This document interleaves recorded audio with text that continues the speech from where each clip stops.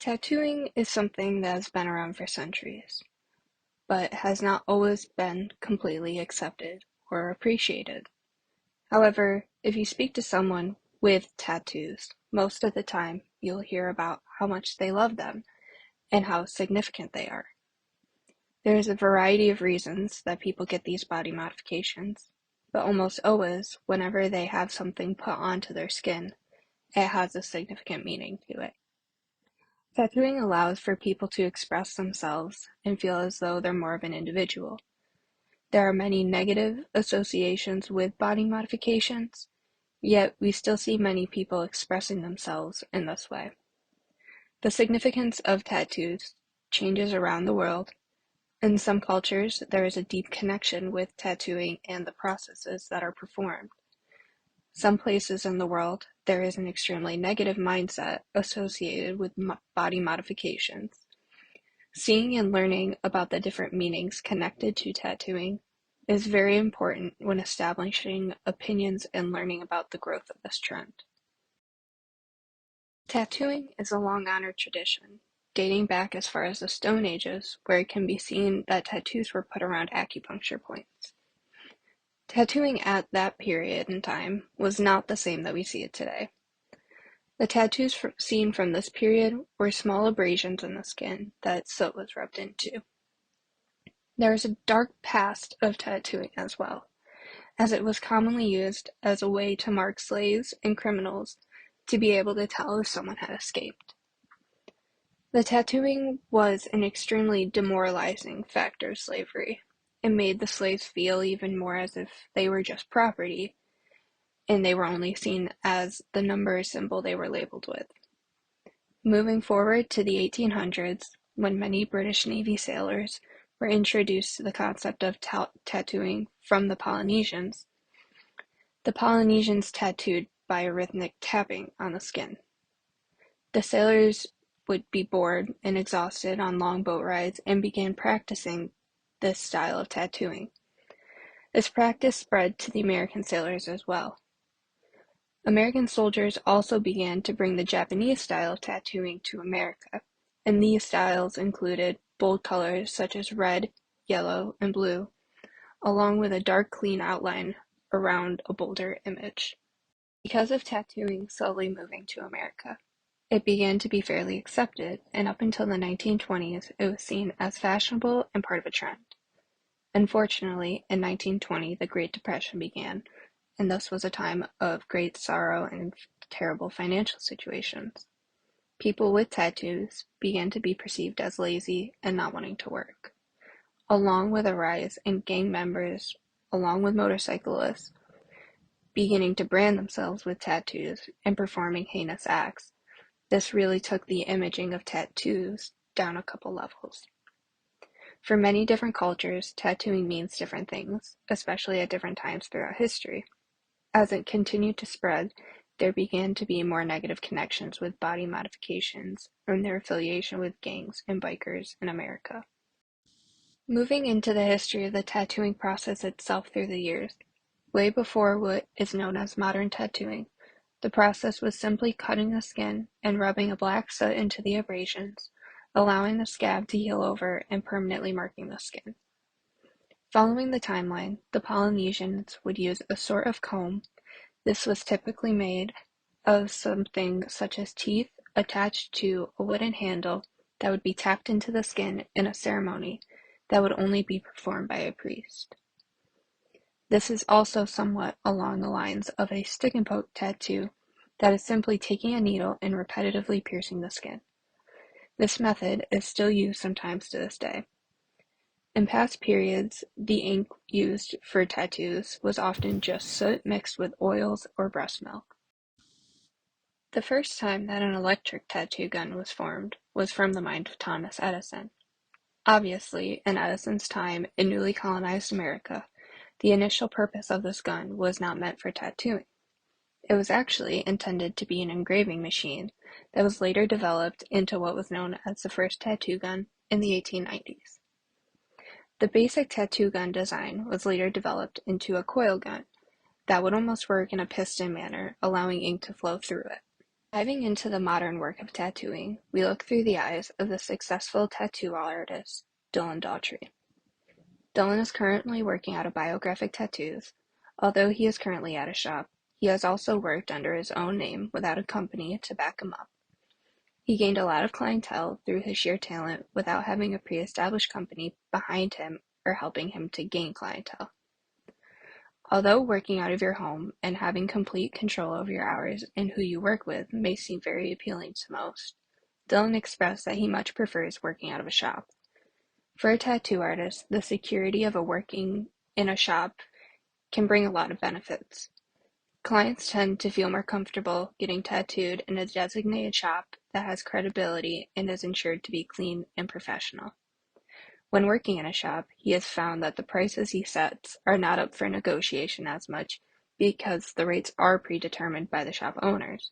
The clients don't seem to feel as entitled to try to negotiate rates. Dylan became exposed to the art of tattooing at a very young age, in a very unconventional manner. One day, when he was only in kindergarten, he came home from school, opened the door, and sees, in the middle of his kitchen, his 16-year-old uncle tattooing someone on his dinner table. Although this experience could have been seen as traumatizing to many people, Dylan saw it as exciting and would later learn that he found what he was truly passionate about. By the age of 19, Dylan was working as an apprentice. Before actively tattooing on customers, Dylan had only ever practiced on a pig ear once, and his main form of practice was on himself and other coworkers at the shop. He later moved out to Buffalo and didn't work on any tattooing at this time. However, he did consistently draw for people that would have his artwork turned into tattoo designs for artists that were working. When Dylan moved back to Fulton after living in Buffalo for a while, he began his work tattooing people. His parents had some friends that had some bad tattoos they wanted fixed. Dylan saw this as an opportunity and decided to rent out a room and get to work covering up and correcting these bikers' tattoos. He kept working on clients, and eventually he was able to distinguish himself as an individual and move to an independent work style. He was able to figure out what he loved to work on and his preferred styles of tattooing. Dylan has developed a passion for tattooing in color.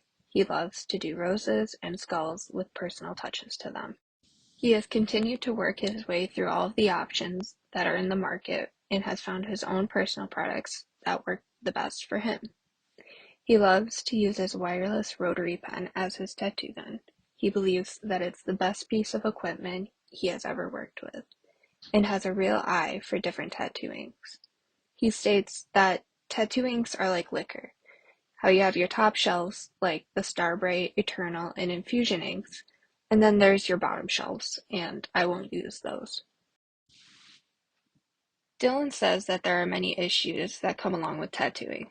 One of his biggest annoyances is working on people that do not take care of themselves, don't shower before their appointment, and when customers are just flat out rude for no reason.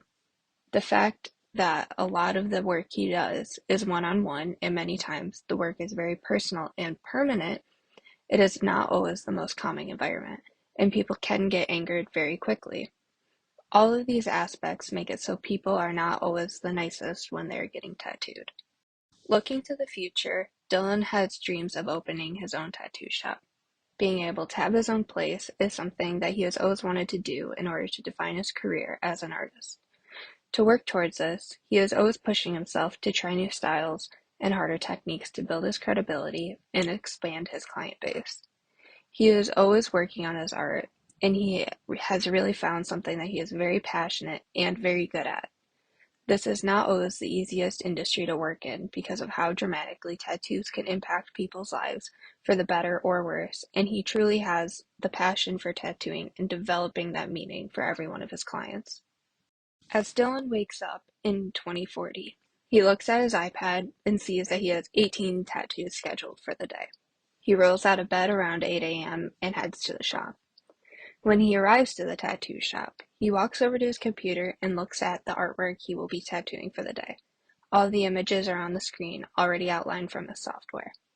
He begins to make sure that all of his rooms are set up, cleaned, and making sure that his tattoo gun is charged. When his first client arrives at 10 a.m., he greets them, reviews the design they chose, and proceeds to transfer the image from the computer to his tattoo gun. He then asks the girl how long she would like the tattoo to last for, and she says she only wants it to last for 3 years. Dylan selects the appropriate ink and places it in the back of his gun. He has the girl lay on the bed, and he begins to run the tattoo gun over her forearm where she wanted the tattoo placed. As he runs the gun over her skin, the ink is placed on her skin and begins to seep in.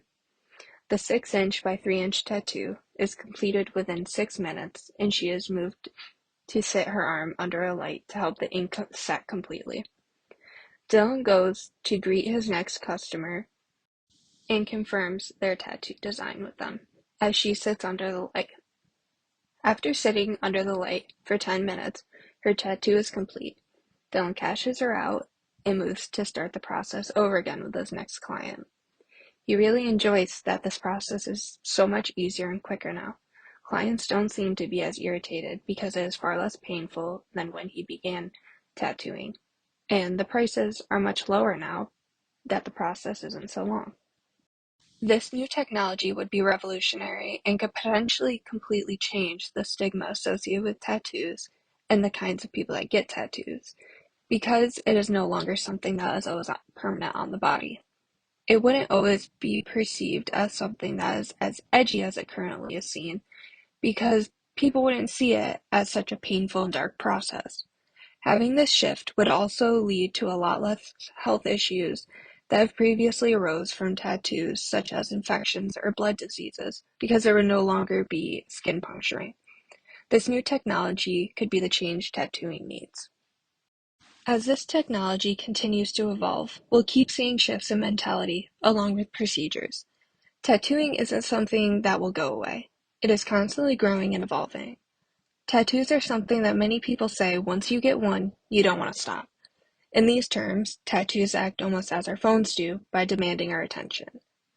This is an art form that is permanent and beautiful. There are so many reasons that people have gotten tattoos, and they hold a deep significance to the people that have them. It's really important that we appreciate the people making tattooing possible. It's not an easy task to be held accountable for a permanent change to someone's body, especially when the artwork itself has a deep meaning. As a society, we should learn to respect and appreciate the beauty of tattooing because people use it to tell a story. So the next time that you see someone with a tattoo, maybe ask them what it means because they'd probably love to tell you.